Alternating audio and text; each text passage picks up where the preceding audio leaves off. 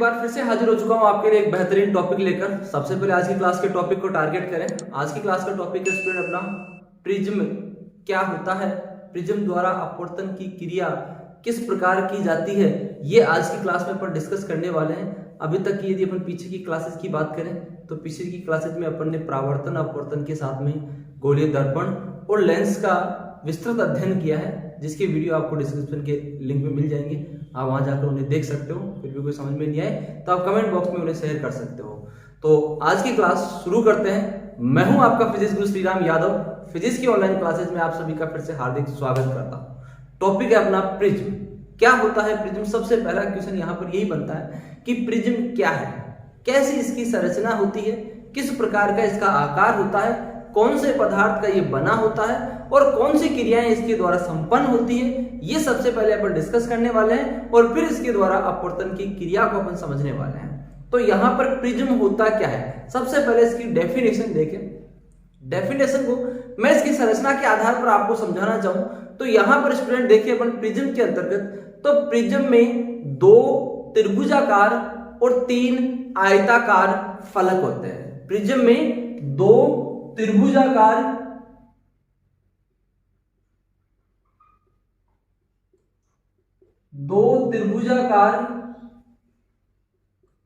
तथा 3 आयताकार फलक होते हैं। प्रिज्म की संरचना ऐसी होती है जिसमें 2 त्रिभुजाकार और 3 आयताकार फलक होते हैं। प्रिज्म एक पारदर्शी माध्यम होता है, समांगी और पारदर्शी माध्यम होता है, जो इन त्रिभुजाकार और आयताकार फलकों के मध्य घिरा हुआ होता है। इस आधार पर प्रिज्म की एक सटीक डेफिनेशन यहां पर निकाले अपन तो प्रिज्म की एक सटीक डेफिनेशन यहां पर यही बनती है कि किसी कोण पर झुके हुए 2 अपवर्तक पृष्ठों के मध्य घिरे हुए समांगी एवं पारदर्शी माध्यम को प्रिज्म कहते हैं। डेफिनेशन इसकी देख पा रहे हैं आप बोर्ड पर, क्या है इसकी डेफिनेशन? फिर से सुनो डेफिनेशन को, नोट करो इसे। क्या है? किसी कोण पर झुके हुए 2 अपवर्तक फलकों के मध्य, 2 अपवर्तक सतहों के मध्य घिरे हुए समांगी एवं पारदर्शी माध्यम को प्रिज्म कहते हैं। सही है, आसान से इसकी डेफिनेशन। या फिर यह भी कह सकते हैं स्टूडेंट, प्रिज्म 2 त्रिभुजाकार और 3 आयताकार फलकों के मध्य घिरे हुए समांगी एवं पारदर्शी माध्यम को प्रिज्म कहते हैं। सही है, क्योंकि प्रिज्म की जो संरचना होती है उसमें 2 त्रिभुजाकार फलक होते हैं और 3 आयताकार फलक होते हैं। तो इन 2 त्रिभुजाकार और 3 आयताकार फलकों के मध्य जो घिरा हुआ और पारदर्शी माध्यम है, घिरा हुआ समांगी और पारदर्शी माध्यम है, उसे समांगी एवं पारदर्शी माध्यम को प्रिज्म कहते हैं। सही है, तो सबसे पहले प्रिज्म क्या है, इसकी सटीक आंसर, इसकी सटीक परिभाषा आपने यहां पर देखी, आपने यहां पर नोट की। आशा करता हूं समझ में आई होगी आपको इसकी डेफिनेशन। अब यहां पर प्रिज्म में ये त्रिभुजाकार और आयताकार फलक ले रहे हैं, तो इन त्रिभुजाकार और आयताकार फलकों को कैसे रखा जाए, किस प्रकार अपवर्तन की क्रिया होगी इनके द्वारा। तो यहां पर त्रिभुज, प्रिज्म के अंतर्गत जो त्रिभुजाकार फलक होते हैं ये हमेशा क्षैतिज अवस्था में रखे जाते हैं। जब भी प्रिज्म के द्वारा कोई क्रिया संपन्न होती है तो उस क्रिया में इसके जो त्रिभुजाकार फलक होते हैं वो क्षैतिज होते हैं और इसके जो आयताकार फलक होते हैं वो ऊर्ध्वाधर होते हैं। देखो किस प्रकार होते हैं, एक डायग्राम के अंतर्गत इसको समझते हैं अपन। प्रिज्म की संरचना कैसी होती है? प्रिज्म की संरचना में यहां पर दर्शाया कि 2 त्रिभुजाकार और 3 आयताकार फलक है। देखो 3 आयताकार फलक कौन से हैं, आप देखते जाओ इसमें डायग्राम में 3 आयताकार फलक एक एक करके बन रहे हैं यहां पर। तो सबसे पहला त्रिभुज का आयताकार फलक ये बन गया, एक आयताकार फलक यहां पर पूर्ण हो गया। सही है, अब यहां पर 2 त्रिभुजाकार फलकों की बात करें तो इस आयताकार फलक के इन दोनों कोनों से यहां पर ये एक त्रिभुजाकार फलक बन गया। दूसरा त्रिभुजाकार फलक इसके इन दोनों शीर्षों से, दोनों कोनों से यहां पर ये एक त्रिभुजाकार फलक बना, मतलब दो त्रिभुजाकार फलक नजर आ रहे हैं आपको, दो त्रिभुजाकार फलक और तीन आयताकार फलक। अब तीन आयताकार फलक, एक आयताकार फलक तो नजर आ रहा है, अब बाकी आयताकार फलक कहां है? यहां पर मान लो मैं इनको नाम दे दूं P Q R S T U, P Q R S एक आयताकार फलक हो गया, पी क्यू टी और एस आर यू ये दो त्रिभुजाकार फलक हो गए। अब इन आयताकार फलकों, चलिए इसके त्रिभुजाकार फलक है, यदि इनके दोनों शीर्षों को मिला दिया जाए तो इन दोनों शीर्षों को मिलाने पर देखो यहां पर दो आयताकार फलक और बन गए, कौन से? पी टी यू एस, ये यहां पर एक आयताकार फलक बन रहा है, दूसरा टी क्यू आर यू एक आयताकार फलक ये बन रहा है। तो यहां पर त्रिभुज में दो त्रिभुजाकार फलक और तीन आयताकार फलक, दो तो ये है और एक इसके पीछे आधार में है, तीन आयताकार फलकों से मिलकर बनी हुई इस संरचना को प्रिज्म कहा जाता है। प्रिज्म में यहां पर ये इसके जो आयताकार फलक है इनके द्वारा प्रकाश का अपवर्तन होता है, इस कारण इन्हें अपवर्तक पृष्ठ कहते हैं। त्रिभुज के इन पृष्ठों द्वारा, इन आयताकार फलकों द्वारा प्रकाश का अपवर्तन होता है, इस कारण इन्हें क्या कह रहे हैं? अपवर्तक पृष्ठ कह सकते हैं। सही है। इन अपवर्तक पृष्ठों की जो कोर है, जहां पर ये दोनों अपवर्तक पृष्ठ मिलती है, उस कोर को अपवर्तक कोर कह सकते हैं, अपवर्तक कोर। सही है। दोनों अपवर्तक पृष्ठ जहां पर मिलती है, इस बिंदु पर इस रेखा के ऊपर ये दोनों आयताकार या अपवर्तक पृष्ठ मिल रही है, तो इसे अपवर्तक कोर कहना है। और दोनों अपवर्तक पृष्ठों के मध्य बनने वाला जो कोण है, इन दोनों अपवर्तक पृष्ठों के मध्य बनने वाले जो कोण है ये प्रिज्म कोण कहलाता है, जिसको ए से प्रदर्शित किया जाता है। क्या कहलाता है? ये प्रिज्म कोण कहलाता है। प्रिज्म कोण जिसको ए से डिनोट करते हैं। और मैक्सिमम कंडीशंस में प्रिज्म कोण का जो मान होता है वो स्टूडेंट याद रखना हमेशा, प्रिज्म कोण का मान अधिकांश अवस्था में 60 डिग्री 60 डिग्री होता है, ये ध्यान रखना। सही है। प्रिज्म कोण अपवर्तक पृष्ठ इन्हें कह रहे हैं अपन, आयताकार फलक है अपने और त्रिभुजाकार फलक है। इस प्रकार की जो आकृति है, इस आकृति को यहां पर प्रिज्म नाम दिया गया है। तो इस टॉपिक का सबसे पहला क्वेश्चन यही था कि प्रिज्म होता क्या है, प्रिज्म की संरचना कैसी होती है। तो यहां पर ये आपको समझ में आया होगा, और एक बार फिर से देख लो। प्रिज्म डेफिनेशन पहले बताइए क्या है? किसी कोण पर झुके हुए दो अपवर्तक सतहों के मध्य घिरे हुए समांगी एवं पारदर्शी माध्यम को प्रिज्म कहते हैं। अर्थात किन्हीं दो आयताकार और तीन त्रिभुजाकार फलकों के मध्य घिरे हुए समांगी एवं पारदर्शी माध्यम को प्रिज्म कहते हैं। प्रिज्म में जिन सतहों के द्वारा, जिन आयताकार सतहों के द्वारा प्रकाश का अपवर्तन होता है उन्हें अपवर्तक पृष्ठ कहते हैं। ये अपवर्तक पृष्ठ जहां पर मिलती है उसे अपवर्तक कोर कहते हैं। और दो अपवर्तक पृष्ठों के मध्य बनने वाले कोण को प्रिज्म कोण कहा जाता है, जिसका मान 60 डिग्री होता है। तो ये प्रिज्म कांच का बना हुआ एक पारदर्शी माध्यम होता है, ध्यान रखना। सही। यहां पर अब प्रिज्म द्वारा कौन सी क्रियाएं हो रही है? प्रिज्म द्वारा होने वाली क्रियाओं की अपन बात करें तो प्रिज्म दो क्रियाएं यहां पर पूर्ण करता है। प्रिज्म द्वारा होने वाली क्रियाएं, प्रिज्म द्वारा होने वाली क्रियाएं, अब वो कौन सी क्रियाएं हैं जो प्रिज्म द्वारा संपन्न होती है, जिनका अध्ययन अपन आज की क्लास में और आगे की क्लास में करने वाले हैं प्रिज्म में। तो प्रिज्म द्वारा कौन सी क्रियाएं हो रही? प्रिज्म द्वारा यहाँ पर दो क्रियाएं होती है, स्टूडेंट ध्यान रखना हमेशा। प्रिज्म द्वारा दो क्रियाएं, कौन सी दो क्रियाएं? एक प्रकाश का विचलन हो रहा है और दूसरा प्रकाश का विक्षेपण हो रहा है।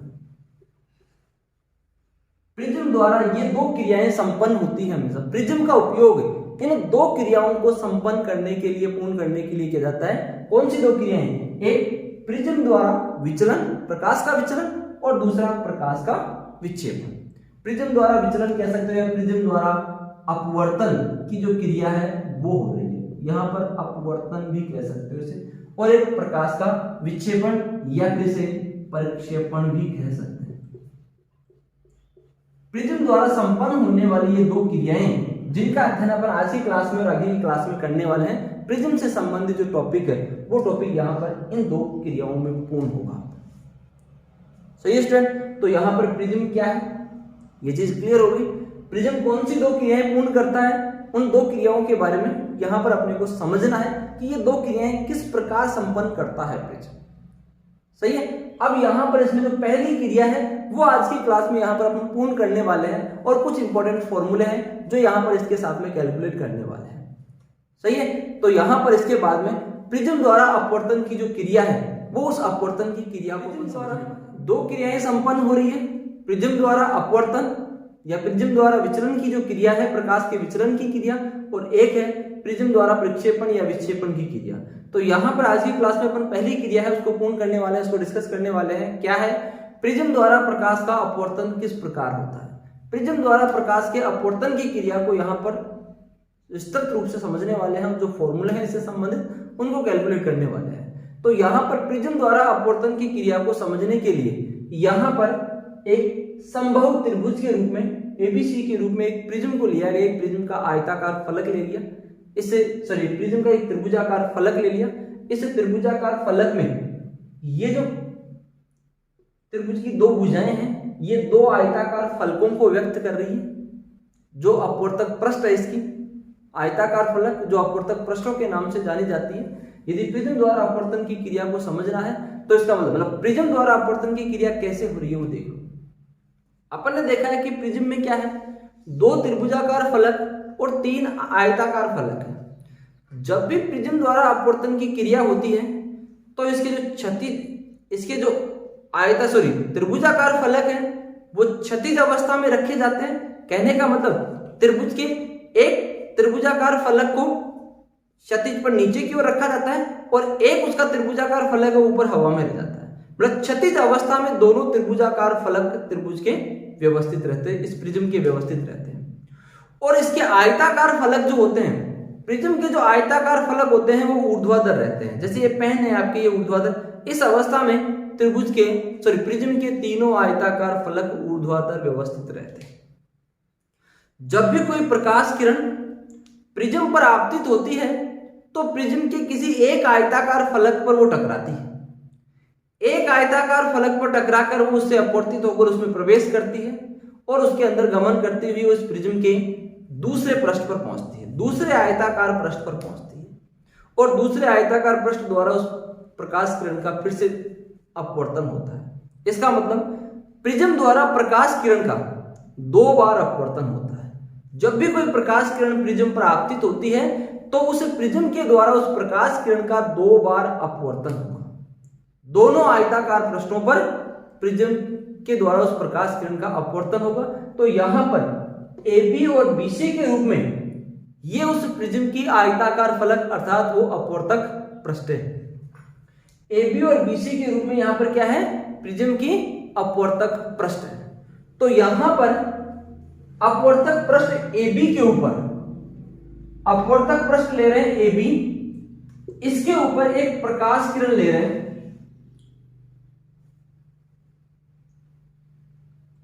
एक प्रकाश किरण है PQ। ये प्रकाश किरण PQ इस प्रिज्म के पृष्ठ AB पर आपतित होती है, जो इसका अपवर्तक पृष्ठ है। इस अपवर्तक पृष्ठ पर ये आपतित हो रही है। जब इस अपवर्तक पृष्ठ पर ये आपतित होगी तो यहां पर देखिए स्टूडेंट, ये प्रकाश किरण जो है वो विरल से सघन माध्यम में प्रवेश कर रही है। प्रिज्म कांच का बना होता है, इसके बाहर वायु है, मतलब प्रिज्म के चारों ओर प्रिज्म वायु में रखा हुआ, कहने का मतलब तो यहां पर माध्यम वायु है, और जो प्रिज्म है वो कांच का बना होता है। पहले बताया मैंने, प्रिज्म कांच का बना हुआ पारदर्शी माध्यम होता है। सही है। तो ये प्रकाश किरण जो है वो विरल से सघन माध्यम में प्रवेश करेगी, विरल से वायु से कांच में विरल से सघन माध्यम में प्रवेश कर रही है, तो अपवर्तन के पश्चात अभिलंब की ओर झुक जाएगी। सही है। तो देखो किस प्रकार इस प्रकाश किरण का वास्तविक पथ ये है, लेकिन अपने इस पथ से विचलित हो जाएगी। तो इस बिंदु पर यदि अपन अभिलंब की बात करें तो इस बिंदु पर अभिलंब क्या है? इस आपतन बिंदु पर जो रेखा 90 डिग्री का कोण बनाती है वो रेखा यहां पर अभिलंब के रूप में जानी जाती है। ये रेड डॉटेड लाइन जो है वो यहां पर अभिलंब है। सही है। तो देखो यहां पर जब ये प्रकाश किरण विरल से सघन माध्यम में अपवर्तित होगी तो अपवर्तन के पश्चात अभिलंब की ओर झुक जाएगी। तो अभिलंब यहां पर ये है, इसका मतलब ये जो प्रकाश किरण है ये प्रकाश किरण अपने वास्तविक पथ को छोड़कर नीचे की ओर आ जाएगी और ये इससे अपवर्तित होकर इस प्रिज्म के आधार के समांतर अपवर्तित होकर गमन करती है।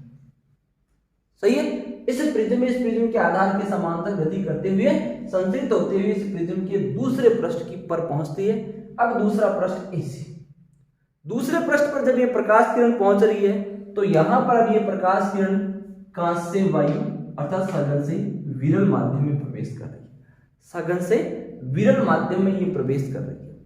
सही है। इस प्रकाश किरण के वास्तविक पथ की अपन बात करें तो इसका वास्तविक पथ ये है, ये अपने पथ से विचलित होगी और सघन से विरल माध्यम में अपवर्तित हो रही है, तो अपवर्तन के पश्चात अभिलंब से दूर हट जाएगी।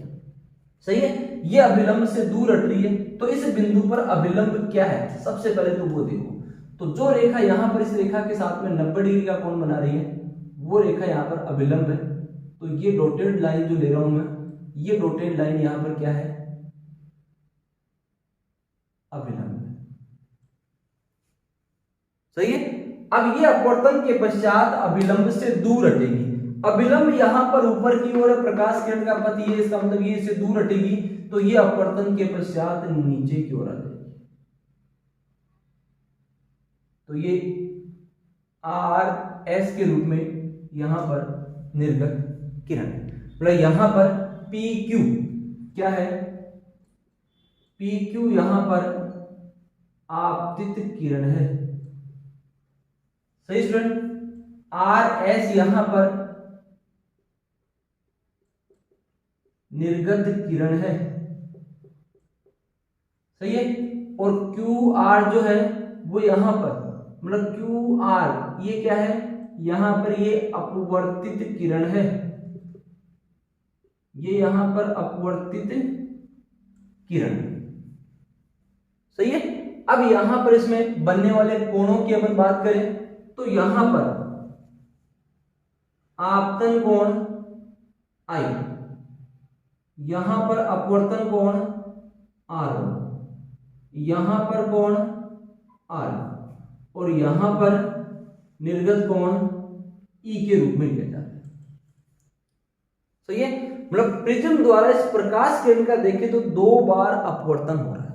यही चीज बताई मैंने आपको कि जब भी कोई प्रकाश किरण प्रिज्म पर आपतित होती है तो प्रिज्म द्वारा उस प्रकाश किरण का 2 बार अपवर्तन होगा। एक आयताकार फलक से वो प्रवेश करती है और दूसरे आयताकार फलक से वो निर्गत होती है। तो 2 बार इन आयताकार फलकों द्वारा इसका अपवर्तन हो रहा है। सही है। अब यहां पर यदि अपन इस निर्गत किरण की बात करें, निर्गत किरण आर एस जो है, यदि इस निर्गत किरण के पथ को पीछे की ओर बढ़ाएं तो ये आपतित किरण के आगे की ओर बढ़ाए गए पथ का कटान करती है अर्थात उसको काटती है। तो आपतित किरण की दिशा और निर्गत किरण की दिशा के बीच में बनने वाला ये जो कोण है, इस कोण को बोलते हैं विचलन कोण, जिसको डेल्टा से व्यक्त करते हैं। मतलब डेल्टा यहां पर क्या है? डेल्टा यहां पर विचलन कोण है। विचलन कोण डेफिनेशन क्या होगी? आपतित किरण की दिशा एवं निर्गत किरण की दिशा के मध्य बनने वाले कोण को विचलन कोण कहते हैं। आपतित किरण की दिशा PQ को आगे की ओर बढ़ाया, निर्गत किरण RS की दिशा को पीछे की ओर बढ़ाते हैं, तो ये दोनों एक दूसरे को इस बिंदु पर काटती है और इस बिंदु पर बनने वाला ये कोण विचलन कोण कहलाता है। सही है, तो यहां पर इस बिंदु को मैं नाम दे दूं M और इस कटान बिंदु को मैंने नाम दे दिया N। सही स्टूडेंट, और इसके साथ ही यहां पर प्रिज्म कोण, इस बिंदु A पर बनने वाला ये जो है कोण है वो प्रिज्म कोण है A। तो इस प्रिज्म के साथ में बनने वाले ये विभिन्न कोण फिर से देख लो, PQ यहां पर आपतित किरण है, QR यहां पर अपवर्तित किरण है, RS यहां पर निर्गत किरण है। I यहां पर आपतन कोण है, R1 R2 यहां पर अपवर्तन कोण है, E यहां पर निर्गत कोण है, डेल्टा यहां पर विचलन कोण है और A यहां पर प्रिज्म कोण या अपवर्तक कोण कहलाता है। सही है, तो प्रिज्म द्वारा अपवर्तन की क्रिया यहां पर इस डायग्राम द्वारा आपको समझ में आ रही है। अब यहां पर इसी डायग्राम की सहायता से इन विभिन्न कोणों में सबसे पहले संबंध ज्ञात करें, इनके कोणों में क्या रिलेशन है या इस विचलन कोण का मान किस पर निर्भर कर रहा है, वो चीज यहां पर सबसे पहले कैलकुलेट करने वाला है। तो डायग्राम आपको समझ में आ गया अच्छी तरह। अब देखो आगे, सबसे पहले बात करें यहां पर डायग्राम में चतुर्भुज AQNR से, चतुर्भुज AQNR, इस चतुर्भुज की बात करें तो चतुर्भुज के चारों कोणों का जो योग है वो 360 डिग्री होगा। तो चार कोण कौन कौन से हैं वो देखो, कोण AQN प्लस कोण QNR प्लस कोण NRA प्लस कोण RAQ is equal to 360 degree. तो चतुर्भुज के चारों कोणों का जो योग है वो 360 डिग्री है। अब देखो स्टूडेंट, यहां पर डायग्राम में यदि अपन बात करें कोण AQN की, AQN देखो यहां पर कितना होगा, यहां पर ये जो रेड डॉटेड लाइन है यहां पर इस रेखा पर क्या है, अभिलंब है स्टूडेंट। सही है, क्या है ये, इस पर अभिलंब है। तो यहां पर अभिलंब के साथ में ये रेखा कोण बना रही है, तो ये कोण कितना होगा स्टूडेंट, अभिलंब के साथ में ये रेखा कोण बना रही है, कितना होगा, 90 डिग्री। इसी प्रकार यहां पर ये डॉटेड ब्लू लाइन है, ये भी यहां पर अभिलंब है, ये जो रेखा AC है ये इस अभिलंब के साथ में 90 डिग्री का कोण बनाएगी। इसका मतलब स्टूडेंट यहाँ पर जो कोण NRA है वो भी कितना होगा, 90 डिग्री। तो यहां पर इस समीकरण में कोण AQN क्या हो जाएगा, 90 डिग्री प्लस कोण QNR प्लस कोण NRA, ये कितना हो जाएगा, 90 डिग्री प्लस कोण RAQ, यहां पर ये A क्या है, प्रिज्म कोण है, तो इसको A से रख दें, इज इक्वल टू 360 डिग्री। इसका मतलब स्टूडेंट यहां पर कोण QNR plus A is equal to 90 plus 90 180, 180 में 360 में से 180 कम कर दें तो 180 शेष रह जाएगा। सही है स्टूडेंट, तो यहां पर कोण QNR plus A is equal to 180, या फिर मैं यहां पर कोण A बराबर निकालूं तो क्या मिल जाएगा, 180 माइनस कोण QNR, ये मिल गई मेरे को इक्वेशन नंबर 1। सही है, इक्वेशन 1 यहां पर इस चतुर्भुज की सहायता से मिली। अब देखो इसमें एक त्रिभुज लेता हूं मैं, त्रिभुज कौन सा, त्रिभुज है यहां पर QNR से, जैसे चतुर्भुज के चारों कोणों का योग, चतुर्भुज लिया अपन ने, इसके चारों कोणों का योग 360 डिग्री किया। अब ये त्रिभुज लिया अपन ने, इस त्रिभुज के तीनों कोणों का योग 180 डिग्री होता है। तो यहां पर इस त्रिभुज में देखो कोण कौन से हैं, कोण QNR प्लस कोण NRQ प्लस कोण RQN is equal to 180 degree. कोण क्यू एन आर है, कोण एन आर क्यू R2 है, आर क्यू एन R1 है, कोण Q N R plus N R Q R2 plus N R Q N R1 is equal to 180 degree. सही है, 180 यहां पर अपने को मिल गया। तो यहां से R1 प्लस R2 क्या मिल गया, 180 माइनस कोण QNR, ये मिल गई इक्वेशन 2। अब इक्वेशन 1 और 2 को देखो। इक्वेशन 1 और 2 की बात करूं तो इनका जो RHS है वो इक्वल है, इनका RHS क्या है, इक्वल है। तो यहां पर इन दोनों इक्वेशंस की सहायता से आगे कैलकुलेट करें, तुलना करें इन दोनों की, तो समीकरण 1 व 2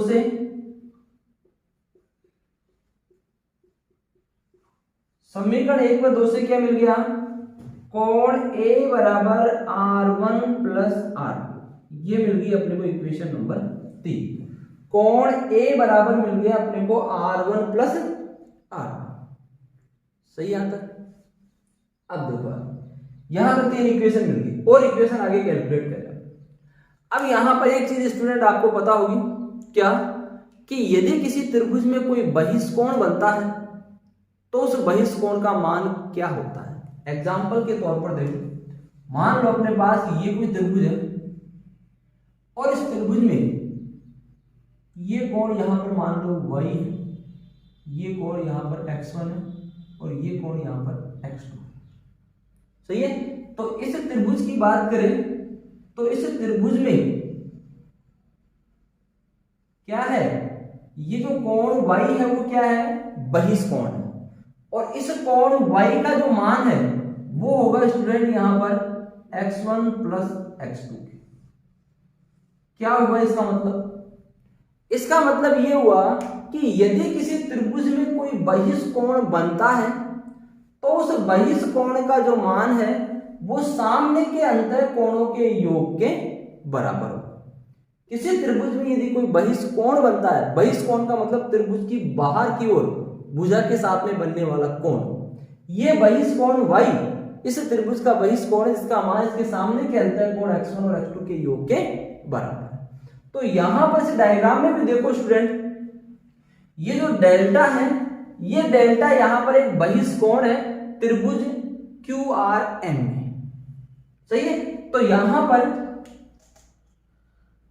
त्रिभुज QRM में कोण डेल्टा क्या है, बहिष्कोण है।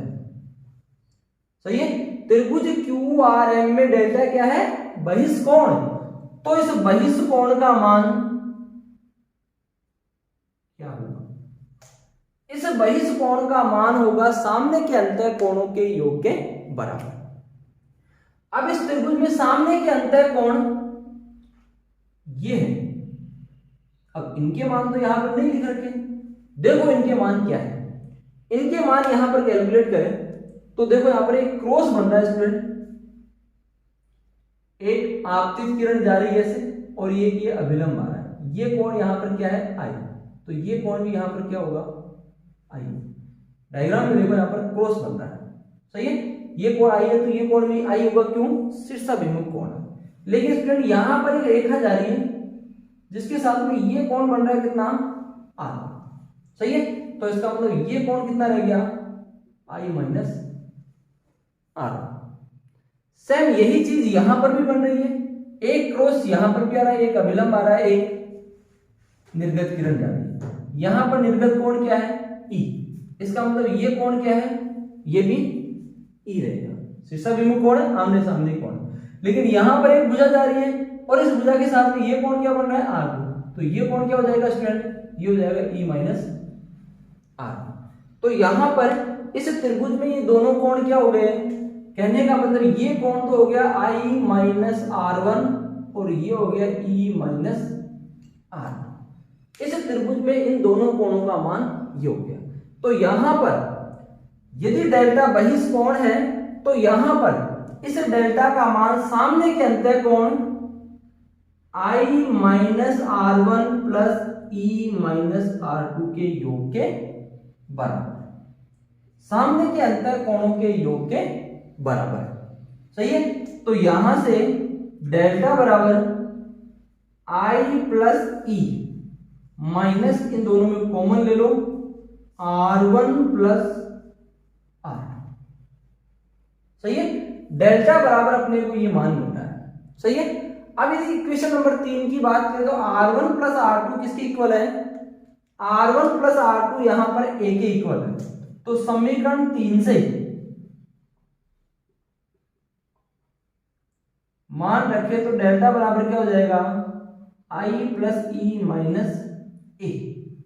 मतलब यहां पर विचलन कोण का जो मान है वो इस समीकरण के द्वारा प्राप्त होगा। सही है, विचलन कोण का मान अपने को इस समीकरण के द्वारा प्राप्त हो रहा है। समझ चीज, इस समीकरण से ये चीज स्पष्ट हो गई। मतलब इंपॉर्टेंट समीकरण इन कोणों में प्रिज्म के सामने बनने वाले सभी कोणों के मध्य संबंध को व्यक्त करता है। डेल्टा बराबर I plus E minus A। Delta यहां पर विचलन कोण है, I यहां पर आपतन कोण है, E यहां पर निर्गत कोण है, A यहां पर प्रिज्म कोण है। सही स्टूडेंट, अब देखो यहां इस इक्वेशन से ये चीज स्पष्ट हो गई कि इस डेल्टा का जो मान है वो आपतन कोण I पर निर्भर करता है। विचलन कोण का मान आपतन कोण I के ऊपर निर्भर करता है। यदि आपतन कोण के मान को परिवर्तित करते हैं तो विचलन कोण के मान में परिवर्तन होगा। आपतन कोण के मान को परिवर्तित करें तो विचलन कोण के मान में भी परिवर्तन होगा, यह कंफर्म है। यहां पर आपतन कोण में परिवर्तन के अनुसार विचलन कोण में परिवर्तन किस प्रकार होगा ये यहां पर अपने को ज्ञात करना होगा। मतलब ये चीज यहां पर इस डेरिवेशन से क्लियर हो गई है क्या कि विचलन कोण का मान आपतन कोण पर निर्भर करता है। क्योंकि यहां पर प्रिज्म कोण A है वो तो कांस्टेंट है।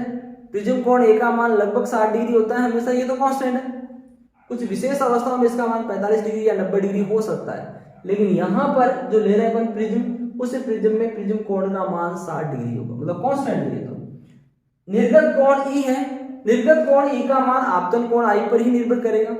तो इसका मतलब कुल मिलाकर यह है कि विचलन कोण का जो मान है वो आपतन कोण पर निर्भर करता है। सही है, आपतन कोण के ऊपर निर्भर करेगा विचलन कोण का मान। तो किस प्रकार इसका परिवर्तन होगा वो देखो आगे। इससे संबंधित विभिन्न कोणों में संबंध कैलकुलेट कर लिया। अब यहां पर इससे ये स्पष्ट हो गया है कि आपतन इसका विचलन कोण का जो मान है वो आपतन कोण पर निर्भर करता है। विचलन कोण का मान आपतन कोण पर निर्भर करता है। स्टूडेंट, यदि किसी प्रिज्म के ऊपर आपतन कोण के मान को लगातार परिवर्तित करते हैं तो विचलन कोण का मान भी परिवर्तित होगा। यदि प्रारंभ में आपतन कोण के मान को बढ़ाते हैं तो यदि प्रारंभ में आपतन कोण के मान को बढ़ा, ध्यान से सुनना, फर्क आ रहा है थोड़ा सा, अंतर आ रहा है थोड़ा सा। क्या है? यदि आपतन कोण के मान को प्रारंभ में बढ़ाते हैं तो विचलन कोण का मान घटता है। उल्टा हो रहा है, आपतन कोण के मान को बढ़ा रहे हैं तो विचलन कोण का मान घट रहा है, और आपतन कोण के एक निश्चित मान के पश्चात विचलन कोण के मान में वृद्धि होना प्रारंभ हो जाती है। समझ लीजिए, आपतन कोण के मान को लगातार बढ़ाते जाएं तो पहले तो क्या हो रहा है, आपतन कोण का मान बढ़ाने पर विचलन कोण का मान घट रहा है, लेकिन आपतन कोण के एक निश्चित मान के पश्चात विचलन कोण के मान में वृद्धि होना प्रारंभ हो जाती है। तो यहां पर आपतन कोण और विचलन कोण के मध्य यदि ग्राफ खींचा जाए तो वो ग्राफ कैसा होगा वो देखो सबसे पहले। तो यहां पर ग्राफ आपतन कोण और विचलन कोण के मध्य, इस एक्स पर ले लिए यहां पर आपतन कोण I और इस एक्स पर ले लिया यहां पर विचलन कोण डेल्टा। सही है। अब क्या चीज बताया मैंने आपको ये बताइए कि आपतन कोण के मान को बढ़ाते हैं तो विचलन कोण का मान घटता है। आपतन कोण का मान बढ़ाते हैं तो विचलन कोण का मान घटता है। देखो, आपतन कोण का मान बढ़ा रहे हैं तो विचलन कोण का मान घट रहा है, लेकिन आपतन कोण के एक निश्चित मान के पश्चात विचलन कोण के मान में वृद्धि होना प्रारंभ हो जाती है। आपतन कोण और विचलन कोण के मध्य यदि ग्राफ खींचा जाए तो खींचा गया ग्राफ इस प्रकार प्राप्त होगा। इस ग्राफ में देखो, यहां पर आपतन कोण के एक निश्चित मान पर विचलन कोण का एक न्यूनतम मान प्राप्त हो रहा है।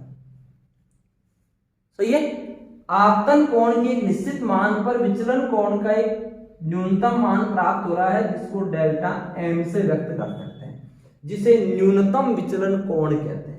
मतलब डेल्टा एम क्या है? डेल्टा एम यहां पर न्यूनतम विचलन कोण है। सही है, आपतन कोण के एक निश्चित मान पर। लेकिन यदि अपन अन्य किसी आपतन कोण की बात करें तो देखो, यहां पर स्टूडेंट इस डायग्राम में विचलन कोण का एक मान है, लेकिन आपतन कोण के दो मान अपने को प्राप्त हो रहे हैं। यहां पर विचलन कोण का एक मान है, लेकिन आपतन कोण के दो मान प्राप्त हो रहे हैं। इसमें पहले वाला मान आपतन कोण आई को और दूसरे वाला मान निर्गत कोण ई को दर्शाता है, ध्यान रखना। लेकिन न्यूनतम विचलन कोण की स्थिति में आपतन कोण और निर्गत कोण का मान बराबर होगा। ये चीज क्लियर कर लेना है यहां पर। सही है, तो न्यूनतम विचलन कोण की स्थिति में देखो अपने को क्या क्या मिल रहा है, वो देखो यहां पर। न्यूनतम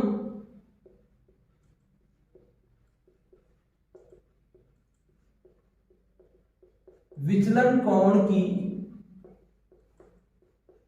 स्थिति में, न्यूनतम विचलन कोण की स्थिति में डेल्टा का जो मान है वो तो डेल्टा एम लिया जा रहा है। सही है, और आपतन कोण का जो मान है वो निर्गत कोण के बराबर है। और डायग्राम में देखो, यदि आपतन कोण और निर्गत कोण का मान यदि बराबर है तो इसका मतलब जो अपवर्तन कोण है R1 और R2 वो भी बराबर होगा, जिसको यहां पर R माना जा सकता है। इस अपवर्तन कोण को R मान लिया गया। सही है, तो न्यूनतम विचलन कोण की स्थिति में अपने को ये तीन अवस्थाएं प्राप्त हो रही है। विचलन कोण का मान डेल्टा एम, जो न्यूनतम विचलन कोण है, आई का मान ई के बराबर है, आपतन कोण का मान निर्गत कोण के बराबर है, R1 और R2 का मान बराबर है, जिसको R मान लिया गया। तो यहां पर ये मान देखो, समीकरण 3 और 4 पीछे भी लिखी थी, यहां पर दर्शा रखी है मैंने। समीकरण 3 से सबसे पहले समीकरण 3 में मान पुट करें तो R बराबर R1 प्लस R2, तो R1 प्लस R2 का मतलब R plus R is equal to 2R। तो यहां से अपवर्तन कोण R बराबर क्या मिल गया? A/2। ये मिल गया अपने को इक्वेशन नंबर 5। अपवर्तन कोण R का मान मिल गया A/2। सही है, फिर बात करें इक्वेशन नंबर 4 की, तो समीकरण 4 से क्या मिल रहा है? डेल्टा के स्थान पर delta M, I plus E के स्थान पर भी आई माइनस ए, तो delta M plus A is equal to 2i। तो यहां से i इज इक्वल टू क्या मिल गया? डेल्टा एम प्लस ए बटे 2। ये मिली इक्वेशन नंबर 6। कहने का मतलब यहां पर न्यूनतम विचलन कोण की स्थिति में समीकरण 3 और 4 से आपतन कोण और अपवर्तन कोण का मान समीकरण 5 और 6 के रूप में यहां पर अपने को प्राप्त हो गया। सही आता है। अब यहां पर इन्हीं इक्वेशंस की सहायता से इस प्रिज्म के पदार्थ का अपवर्तनांक ज्ञात किया जा सकता है। क्या होगा? प्रिज्म के पदार्थ का अपवर्तनांक क्या होगा वो ज्ञात किया जा सकता है यहां पर। उसके लिए यहां पर स्नेल के नियम को पढ़ा है पहले। तो क्या था स्नेल का नियम? स्नेल के नियम से, स्नेल के नियम के अनुसार अपवर्तनांक n बराबर sine I upon sine are.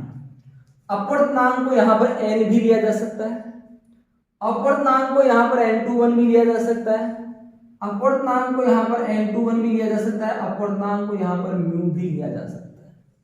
ठीक है, अलग अलग बुक्स में आपको ये अलग अलग सिंबल इसका देखने को मिल सकता है, ध्यान रखना। यहां पर मैं अपवर्तनांक को n से डिनोट कर रहा हूं, n के हिसाब से रहता है। अब अपने यहां पर क्या अपवर्तन कोण और आपतन कोण का मान ज्ञात कर लिया, तो समीकरण 5 और 6 का जो मान है वो इस इक्वेशन में रख दो। तो यहां पर n बराबर अपने को क्या मिल रहा है, साइन i का मान डेल्टा m प्लस ए बटे में 2 और r का मान साइन ए बटे में 2। तो ये एक प्रिज्म के लिए अपने को फॉर्मूला मिल गया जिसको बोलते हैं प्रिज्म सूत्र।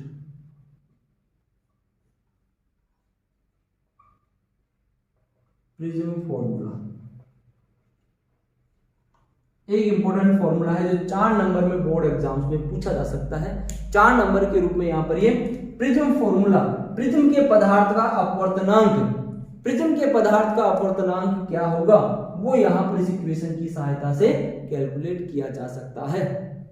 सही है, प्रिज्म के पदार्थ का अपवर्तनांक n बराबर साइन डेल m प्लस a बटे में 2 बटे में साइन a बटा 2। एक इंपॉर्टेंट फॉर्मूला, सीधा प्रिज्म के पदार्थ का अपवर्तनांक ज्ञात करवा सकता है आपसे, प्रिज्म सूत्र आपसे पूछा जा सकता है, या फिर इस इक्वेशन को सिद्ध करवा सकता है आपके लिए। तो यहाँ पर इस प्रिज्म के लिए इस इक्वेशन को सिद्ध कर सकते हैं, प्रिज्म के पदार्थ के अपवर्तनांक को ये दर्शाता है। सही है, अब यहाँ पर एक कंडीशन दर्शा दी जाए कि यदि जो प्रिज्म लिया जा रहा है वो प्रिज्म पतला है, यदि जो प्रिज्म लिया जा रहा है वो प्रिज्म पतला है, तो प्रिज्म के साथ में जो बनने वाले कोण है वो भी अल्प होंगे, अति सूक्ष्म होंगे। तो यदि पतले प्रिज्म के पदार्थ का अपवर्तनांक अपन ज्ञात करें तो वो क्या होगा, तो वो देखो इसी इक्वेशन की सहायता से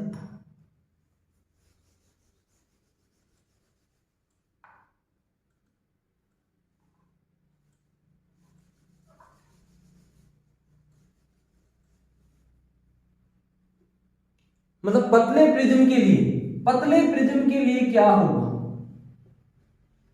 पतले प्रिज्म के लिए क्या होगा, प्रिज्म के पदार्थ का अपवर्तनांक क्या होगा।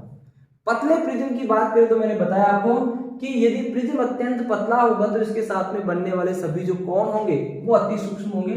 तो पतले प्रिज्म के लिए साइन थीटा लगभग इक्वल टू थीटा लिखा जा सकता है। तो यहां पर क्या हो जाएगा student, sine delta m plus a बटे में 2 लगभग equal to delta m plus a बटे में 2, और दूसरा साइन a बटे में 2 लगभग इक्वल टू a बटे में 2, ये लिखा जा सकता है। तो पतले प्रिज्म के लिए साइन थीटा लगभग इक्वल टू थीटा लिख रहे हैं, तो उस कंडीशन में यहां पर पतले प्रिज्म के लिए क्या बन रहा है, इन कोणों का मान अपन पुट करें तो पतले प्रिज्म के लिए अतः पतले प्रिज्म के लिए अपवर्तनांक n बराबर क्या हो जाएगा, अपवर्तनांक n बराबर प्रिज्म सूत्र में ये मान पुट करना है। यहां पर प्रिज्म सूत्र में इन मानों की जगह ये मान यदि पुट करें तो क्या होगा, डेल्टा m प्लस ए बटे में 2 बटे में ए बटे में 2, 2 से 2 यहां पर कैंसिल हो गया, n बराबर डेल्टा m प्लस ए बटे में ए, या n बराबर डेल्टा m प्लस ए से बटे में ए प्लस 1, ए बटा ए 1 हो गया। सही है, तो यहां पर पतले प्रिज्म के पदार्थ का अपवर्तनांक वो इस इक्वेशन से ज्ञात हो जाएगा। सही है, और पतले प्रिज्म के लिए न्यूनतम विचलन कोण की बात करें तो न्यूनतम विचलन कोण del m plus a sorry बटे में a is equal to n minus 1 का यहां पर ट्रांसफर कर दिया अपन ने, पक्षांतर हो गया। तो यहां से पतले प्रिज्म के लिए न्यूनतम विचलन कोण का मान a इंटू n माइनस 1। एक इंपॉर्टेंट फॉर्मूला यहां पर अपने को ये भी मिलना है, एक इंपॉर्टेंट फॉर्मूला, मतलब पतले प्रिज्म के लिए क्या कंडीशन होगी? पतले प्रिज्म के लिए प्रिज्म के पदार्थ का जो अपवर्तनांक है वो न्यूनतम विचलन कोण पर निर्भर करता है, सीधा का सीधा। सही है। और पतले प्रिज्म के लिए न्यूनतम विचलन कोण का जो मान है वो प्रिज्म के पदार्थ के अपवर्तनांक पर, उसकी प्रकृति पर निर्भर करता है। डेल m बराबर a into n minus one. n यहाँ पर प्रिज्म के पदार्थ का अपवर्तनांक है, मतलब न्यूनतम विचलन कोण का मान प्रिज्म के पदार्थ के अपवर्तनांक पर निर्भर करता है, उसकी पदार्थ की प्रकृति पर निर्भर करता है। तो यहाँ पर एक बहुत इंपॉर्टेंट टॉपिक अपन ने डिस्कस किया है आज की क्लास में।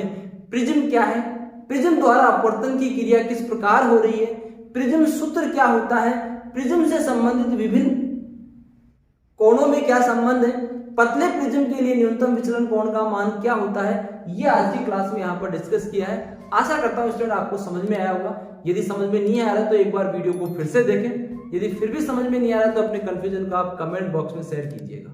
ठीक है।